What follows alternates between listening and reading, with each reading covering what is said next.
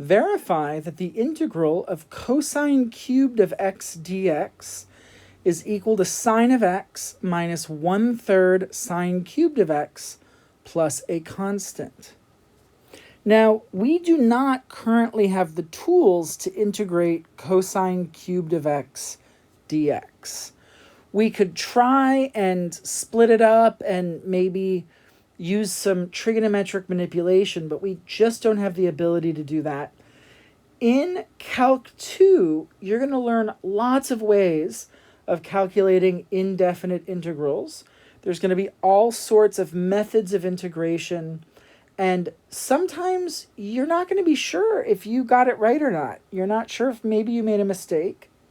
And the best way to check to see if you've integrated correctly is to take the derivative of the result and see if you get the integrand back. And so we cannot do this integral now, but we can check to see if the answer is correct. So let's take the derivative of that answer. Sine of x minus 1/3 sine cubed of x plus a constant. Now, when we differentiate that first term, sine of x, that's pretty easy. The derivative of sine is cosine. Then for the next term, for sine cubed of x, we're going to have to use the chain rule. I'm going to put that negative 1/3 out front. And then when we differentiate u cubed, that's going to be 3u squared. So that's going to be 3 sine of x squared. And then we've got to multiply by the derivative of that inner function.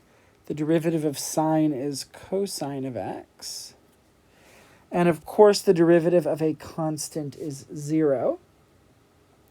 So here we notice very nicely the 1/3 and the 3 cancel out when we multiply those. And we can actually factor out a cosine from both of these terms. Makes things a little nicer. If we pull out a cosine of x, we're left with 1 in the first part, and then minus sine squared of x. And we have an identity that says sine squared of x plus cosine squared of x equals 1. If we subtract sine squared of x from both sides, that gives us cosine squared is 1 minus sine squared. And so that means this 1 minus sine squared we can rewrite as cosine squared. So that's cosine of x times cosine squared of x.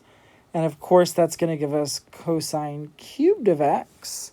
And because that matches the integrand, we know that it checks out, and this is the correct integral.